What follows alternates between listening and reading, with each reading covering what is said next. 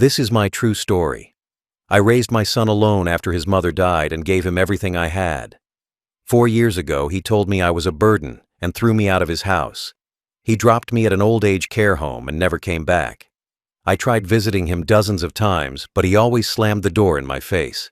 Last Tuesday, I knocked on his door one more time and something miraculous happened.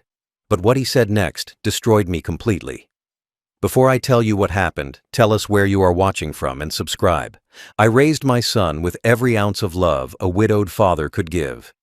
His mother died when he was only 6 years old from a sudden illness that took her in less than a week. One day she was healthy and laughing with us. A week later, she was gone. My son and I were left alone to navigate life without her.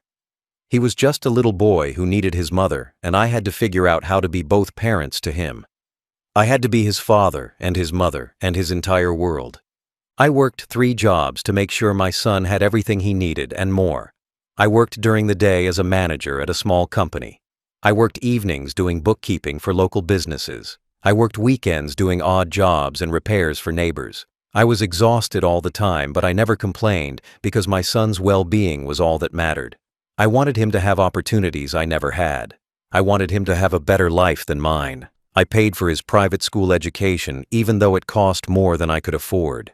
I believed a good education was the most important gift I could give him. I worked extra hours to pay the tuition. I went without new clothes and without vacations and without anything for myself so he could attend the best schools. He was a good student, and I was proud of every report card and every achievement. I attended every parent-teacher conference and every school event. I was always there for him. I paid for his college tuition in full so he could graduate without debt. I had saved for years knowing education was expensive.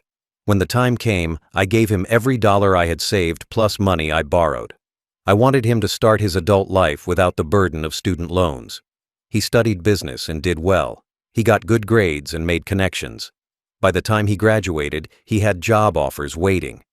I was so proud of what he had become. I even paid for his wedding when he got married. His wedding was expensive with over 200 guests and a fancy venue. I could not afford it, but I did it anyway because I wanted his special day to be perfect. I took out loans to cover the costs. I figured I would pay them off slowly over time. What mattered was that my son had the wedding he wanted and his wife was happy. I stood at that wedding watching him smile, and I felt like all my sacrifices had been worth it.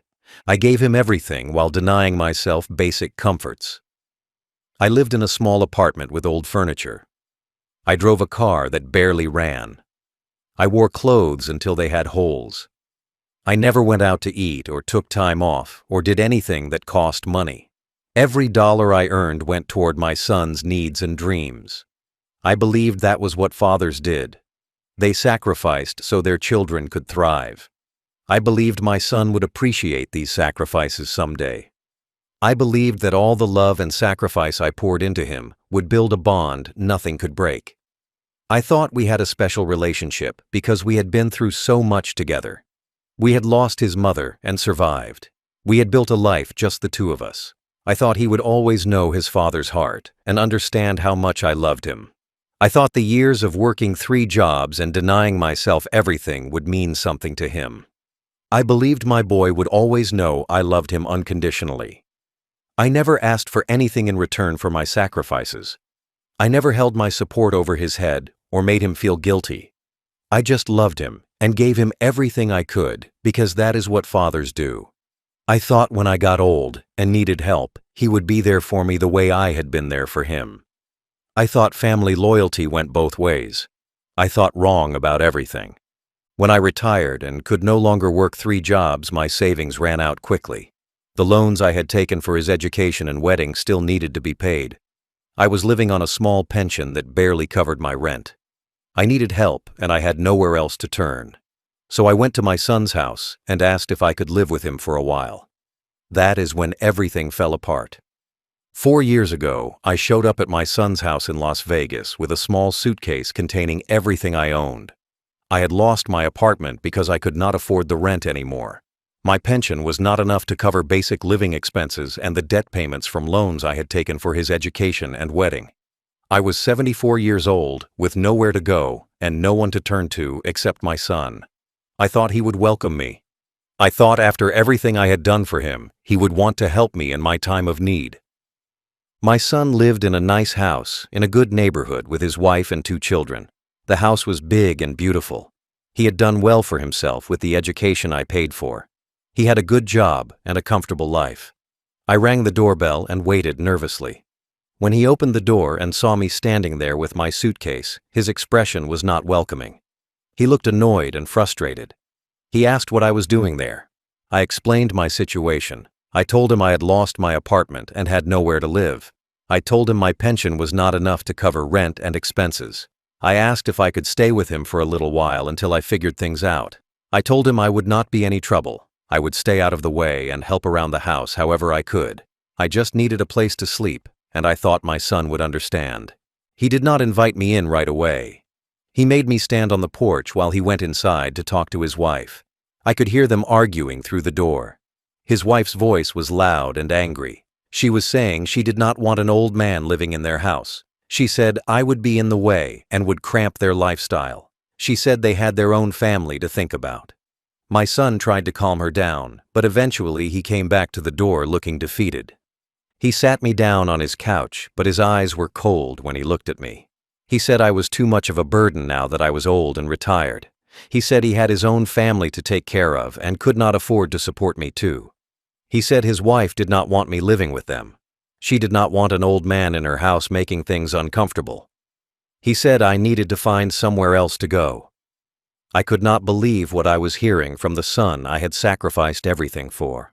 I begged him to reconsider. I reminded him of everything I had done for him. I reminded him of the 3 jobs I worked to put him through private school and college. I reminded him of the wedding I paid for, even though I could not afford it. I told him I had nowhere else to go, and I needed his help. But my words meant nothing to him. He had already made up his mind. His wife had made up her mind. I was not welcome in their home. He packed my few belongings back into my suitcase while his wife and children watched television in the next room. They did not even acknowledge me. They acted like I was invisible. My son carried my suitcase to his car and told me to get in. He said he was taking me to an old-age care home where I would be looked after. He said it was better for everyone this way. I sat in the passenger seat crying while he drove in silence. He dropped me off at the care home and walked me inside. He spoke to someone at the front desk and filled out paperwork. Then he walked me to my room, which was small, with just a bed and a dresser. He set my suitcase on the bed and turned to leave. I grabbed his arm and asked when he would visit me. He did not answer. He just pulled his arm away and walked out.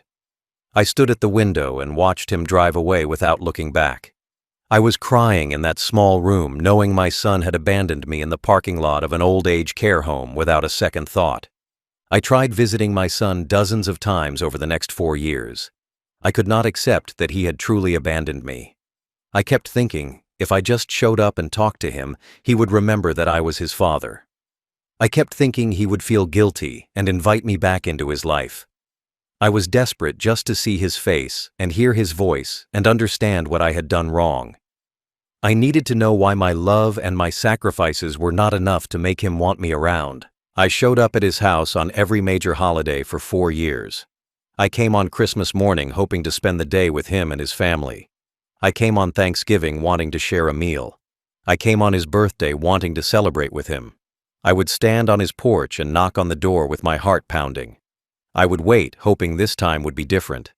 But it never was. Every time he would open the door just wide enough to see who it was, and then his face would fill with anger. He would scream at me through the door, telling me to get out and never come back. He would not let me inside. He would not let me explain why I was there. He would just yell that I was not welcome and I needed to leave. Then he would slam the door in my face so hard the sound echoed through the neighborhood. I would stand there on his porch crying and begging through the closed door. I would tell him I just wanted to talk. I would tell him I loved him, but he never opened the door again. I visited on random weekends when I had saved up enough money for the bus fare from the care home to his neighborhood. I would show up unannounced hoping to catch him in a good mood. I thought maybe if I came when it was not a holiday, he would be more willing to see me. But those visits ended the same way.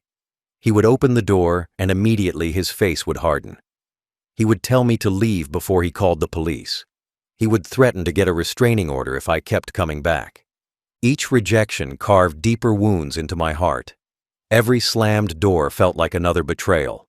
Every angry word from my son felt like a knife twisting in my chest. I could not understand what I had done to deserve this treatment. I had been a good father. I had sacrificed everything for him. I had loved him with my whole heart. But none of that seemed to matter anymore. He looked at me like I was a stranger he wanted nothing to do with. He looked at me like I was a burden and an annoyance. I never got an explanation for why he hated me so much. I never got closure or understanding. I asked him repeatedly what I had done wrong, but he never answered. He just told me to leave and never come back. I was left confused and heartbroken trying to figure out where our relationship had gone wrong. I replayed every memory trying to find the moment I had failed him, but I could not find it. All I could remember was loving him and providing for him and being the best father I knew how to be. The other residents at the care home would see me come back from these visits crying and defeated. They would ask what was wrong, and I would tell them my son did not want to see me. They would try to comfort me and tell me to stop going if it hurt so much. But I could not stop. He was my son. He was all I had in this world. I kept hoping that one day he would open the door and let me in. I kept hoping he would remember he had a father who loved him. 4 years of rejection should have broken me completely.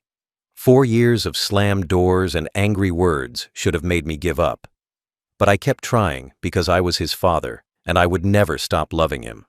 I would never stop hoping that someday he would forgive me for whatever I had done and let me back into his life. Last Tuesday, I gathered my courage one more time and went to his door. I had no idea that visit would be different in the worst possible way. Last Tuesday, I gathered every bit of courage I had left and took the bus to my son's neighborhood one more time. I had been saving money for weeks to afford the bus fare. I was 78 years old now, and the trip exhausted me, but I had to try again. I could not give up on my son no matter how many times he rejected me. I walked slowly from the bus stop to his house with my cane helping me balance. My body was weak, but my heart still hoped that maybe this time would be different. I stood on his porch and knocked on the door the same way I had done dozens of times before. I prepared myself mentally for the usual rejection. I expected him to open the door with anger in his eyes. I expected him to tell me to leave and slam the door in my face. I had experienced that rejection so many times that I thought I knew what to expect. But I was completely wrong. What happened next was something I never could have predicted. The door opened and my son was standing there looking at me. But instead of anger on his face, there was something different. He was smiling. It was not a big smile, but it was there. He looked at me and said, "Come in, Dad." Those 3 words hit me like a physical blow. Come in, Dad. Words I had been desperate to hear for 4 years. Words I had dreamed about during lonely nights in the care home. My son was inviting me inside his house for the first time in 4 years. My heart soared with joy and relief. I felt tears immediately streaming down my face. I could not control the emotion that flooded through me. My son had finally forgiven me. He finally wanted to see me. He finally remembered that I was his father who loved him. I stepped inside his house with trembling legs. I was crying so hard I could barely see where I was walking. My son led me to the living room and told me to sit on the couch. He offered me tea and acted kind in a way I had not seen from him in years. He went to the kitchen and made tea and brought it back on a tray. He set it on the coffee table in front of me. His wife was not home and neither were his children. It was just the 2 of us in the quiet house. I thought maybe he had planned it this way so we could talk privately. I thought maybe he wanted to apologize and explain why he had been so cruel. I thought forgiveness had finally arrived. I sat on his couch holding the cup of tea with shaking hands. I could not stop crying from happiness. I kept saying, "Thank you, son, and I love you." I kept telling him how much I had missed him and how happy I was that he had let me in. He sat across from me and watched me cry. His expression was hard to read. He was not smiling anymore, but he was not angry either. He just sat there looking at me in a way that made me feel uneasy, but I pushed that feeling aside. We made uncomfortable small talk for about 20 minutes. I asked about his work and his family. I told him about my life at the care home. The conversation felt strained and awkward, but I did not care. I was just happy to be sitting in my son's house talking to him. I was happy he had finally let me back into his life, even if just for this one afternoon. I thought this was the beginning of healing our broken relationship. I thought we would rebuild what had been destroyed. But then his face changed. The neutral expression disappeared and was replaced by something dark and cold. He leaned forward in his chair and his eyes went hard. He looked at me with an intensity that frightened me. And then he asked a question that made no sense to me. He said, "Where is my money?" I stared at him confused. I had no idea what he was talking about. What money? I did not understand. And that is when everything fell apart worse than I ever imagined possible. Confusion flooded through me as I tried to understand what my son was asking. I said, "What money, son, and what are you talking about?" My voice was shaky and uncertain. I genuinely had no idea what he meant. I thought maybe he was asking if I needed money or if I owed him money. I could not make sense of his question. He leaned even closer, and his face was filled with anger now. The brief kindness he had shown when he let me in was completely gone. He explained that someone had robbed his house 2 days ago when he and his family were out. He said they had broken in through the back door and gone through every room. He said they had taken cash that he kept hidden in his bedroom. He said $5,000 in cash was missing. As he spoke, I started to understand where this conversation was going, and my stomach dropped with dread. He was not asking me about money in a general sense. He was accusing me of something. I said, "Son, I do not know anything about a robbery." I said, "I am sorry that happened to you, but I have been at the care home." I said I have not been anywhere near his house in months, except for the times I knocked on the door and he sent me away. I said I would never take anything from him. I could not believe I had to say these words. I could not believe my son thought I was capable of robbing him. The accusation was so insulting and hurtful that I felt like I had been punched in the chest. He stared at me with cold eyes and said he knew it was me who robbed him. He said I was the only person who had a reason to want his money. He said I probably resented him for not supporting me financially. He said I probably felt entitled to his money because of what I had spent on him when he was younger. He said I must have broken in while he was gone and stolen the cash. His words were delivered with complete certainty, like he had already decided I was guilty. I said, "No, son, how could you think I would rob you?" My voice was breaking with emotion. I said, "I am your father, and I would never do anything to hurt you." I said I loved him and would never steal from him no matter how desperate I was for money. I reminded him that I had given him everything I had when he was growing up. I said if I needed money, I would have asked him, not stolen from him. I was begging him to believe me, but I could see in his eyes that my words were not getting through. He said he did not believe me. He said the evidence pointed to me. He said no one else had a motive to break into his house and take cash. He said his neighbors had not seen any suspicious people around. He said the only person who would know where he kept his money was someone who had lived with him before. He was convinced I had somehow broken into his house, even though I was an old man with a cane who could barely walk. His logic made no sense, but he had decided I was guilty.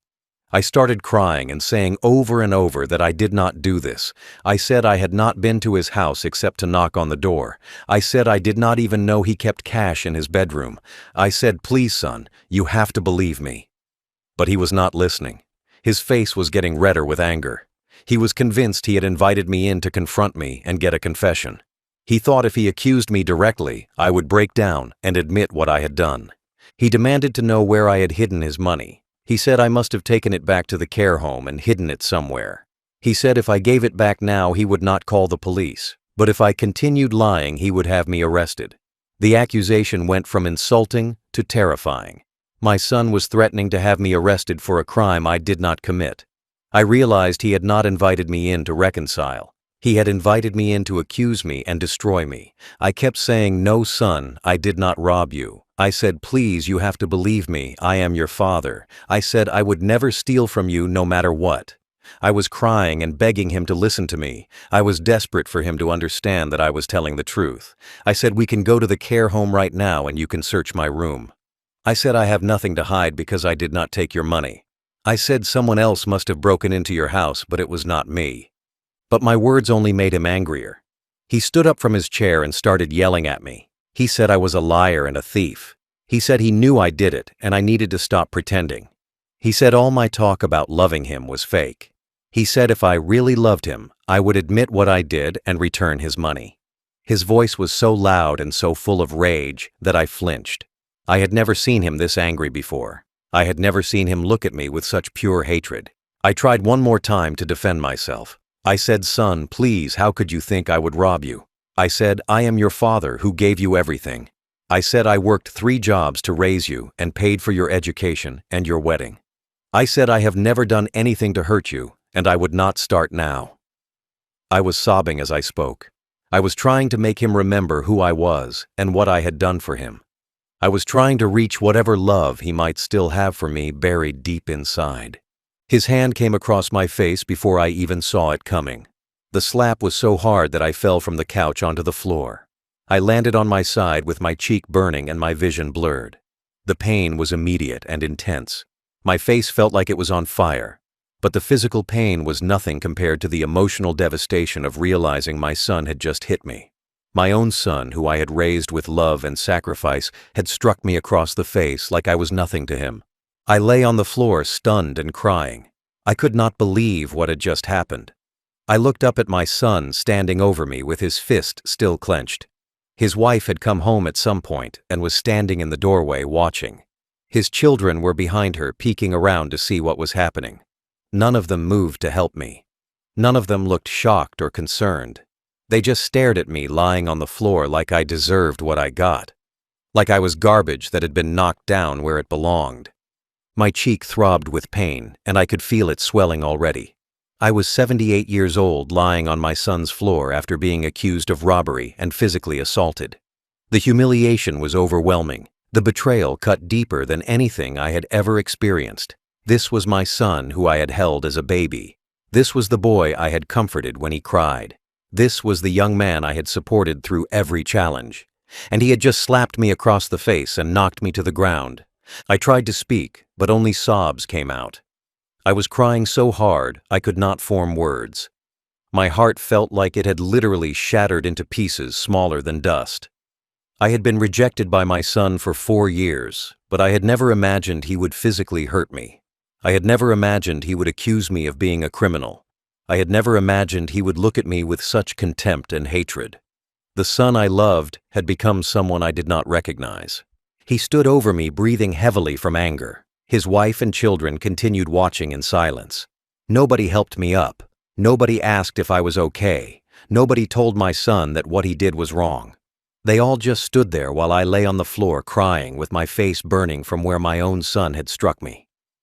I felt more alone in that moment than I had ever felt in my entire life. My son stood over me screaming while I lay on his floor crying. He said, "Where is my money? Or I am calling the police right now." His voice was loud and threatening. He pulled his phone out of his pocket and held it up, showing me he was serious. He said he would call the police and have me arrested for burglary. He said I would go to jail for stealing from him. He said I would spend whatever years I had left behind bars if I did not tell him where his money was. I could barely speak through my sobs, but I managed to say, "I did not take your money." I said, "Please, son, I am telling you the truth."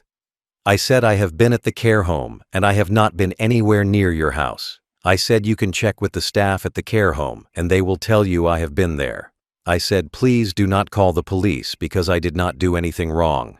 But he was not listening to me. He had already decided I was guilty and nothing I said would change his mind. I lay there on the floor and started praying out loud through my tears. I looked up at the ceiling and said, "God, why was I born if this is what I had to live to see?" I said, "Why did you let me live 78 years just to be treated like this by my own son?" I said, "What did I do to deserve a child who calls me a thief and slaps me and threatens me with police?" I was praying because I had no one else to turn to. My son had abandoned me. His family was watching me suffer without helping. I was completely alone with only God to hear my pain. I said, "God, I gave this boy everything I had." I said I worked 3 jobs and denied myself everything so he could have a good life. I said I paid for his education and his wedding even though it broke me financially. I said I loved him with my whole heart and never asked for anything in return. I said, and this is how he repays me by accusing me of being a criminal and hitting me and threatening me. I said, please tell me what I did wrong as a father to deserve this treatment. My son's wife and children just stared at me like I was garbage lying on their floor. They showed no compassion or sympathy. They did not try to help me up or check if I was hurt. They did not tell my son to stop being cruel. They just watched like I was something disgusting that needed to be removed from their house. His wife had her arms crossed and looked annoyed that I was making a scene. His children looked confused but not concerned. I was a stranger to them, not their grandfather who should have been loved. The place on my cheek where my son had hit me was throbbing with pain. I could feel the swelling getting worse. My face burned and ached. But that physical pain was nothing compared to what I felt in my heart. My dignity had been completely destroyed. I was an old man lying on the floor of my son's house being accused of theft and threatened with arrest. I had been slapped by the person I loved most in the world. I had been humiliated in front of his family who looked at me with disgust. I realized in that moment that my son had never let me in to reconcile or to rebuild our relationship. He had let me in specifically to accuse me and to get a confession. He had smiled and invited me in and offered me tea, all while planning to confront me about a robbery I did not commit. He had used my desperate love for him against me. He knew I would come if he showed even the smallest bit of kindness. And he had used that knowledge to trap me so he could destroy me even further. I felt like I wanted to die right there on his floor.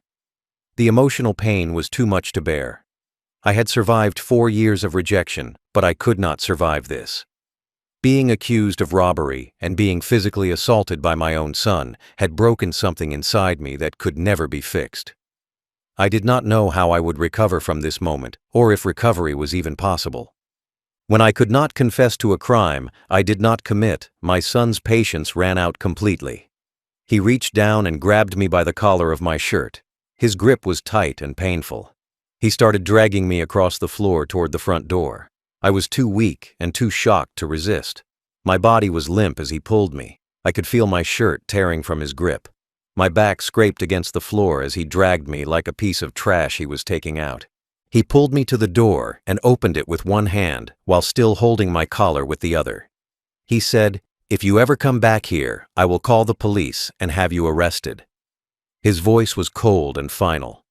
He said I would be arrested for trespassing and for robbery. He said he would get a restraining order against me. He said I was not allowed near his house or his family ever again. He called me old man, not dad. He had stopped seeing me as his father. I was just some old man he wanted gone from his life. He threw me out onto his driveway. I stumbled and nearly fell again, but managed to catch myself with my cane. I stood there in his driveway with my torn shirt and my swollen face looking back at him. He stood in the doorway staring at me with pure hatred in his eyes. His wife and children were behind him watching. Neighbors had come out of their houses to see what the commotion was about. They were staring at me, an old man who had just been thrown out of a house. The humiliation was complete and public. My son slammed the door so hard I heard it echo down the street. I stood there for a moment, not knowing what to do. My face was throbbing. My body ached from being dragged across the floor. My heart felt like it had been ripped out of my chest. I looked around and saw neighbors whispering and pointing at me. Some looked sympathetic, but no one came to help. I was alone on the street, crying with everyone watching my shame. I walked slowly away from his house, using my cane to support myself. Every step hurt. My back was scraped and bruised from being dragged. My cheek was swollen and painful. But the physical pain was minor compared to the emotional devastation.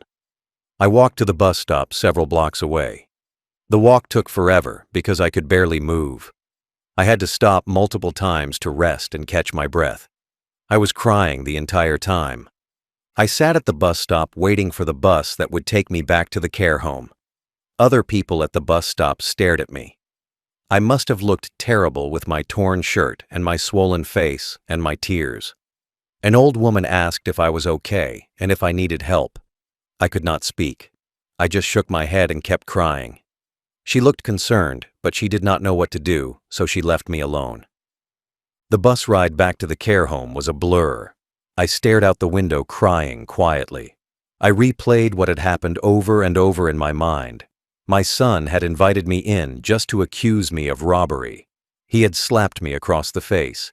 He had dragged me out of his house and threatened me with arrest. He had humiliated me in front of his family and his neighbors. He had destroyed whatever dignity I had left. When I arrived back at the care home, the staff saw my condition and asked what happened. I told them I had fallen. I did not want to explain the truth. I did not want to say my son had done this to me. The nurse cleaned up my face and put ice on my swollen cheek. She looked at me with concern and said I should go to the hospital. I refused. I just wanted to go to my room and be alone. I went to my small room and sat on my bed staring at the wall. The place on my cheek where my son had hit me continued throbbing with pain. But that pain was nothing compared to my heart, which felt like it had been completely destroyed. I did not know how to live with what had happened. I did not know how to survive this level of betrayal and cruelty. I am back at the old age care home now, sitting alone in my small room, replaying that slap over and over in my mind. I can still feel the burning sensation on my cheek, even though days have passed. The physical mark has started to fade, but the emotional wound is as raw as it was the moment it happened. I cannot stop thinking about the look in my son's eyes when he hit me. It was not the look of someone who was angry in the moment. It was the look of someone who genuinely hated me and wanted to hurt me. What did I do to deserve a son who thinks his father is a criminal? I have asked myself this question 1,000 times since that day. I have searched my memories for some moment where I failed him or hurt him so badly that he would think I was capable of robbing him. But I cannot find anything. I was not a perfect father, but I was a good father. I worked hard and sacrificed everything and loved him unconditionally. How does that turn into a son who accuses his father of theft and violence, who invites their father in just to accuse and assault him? That is what hurts the most.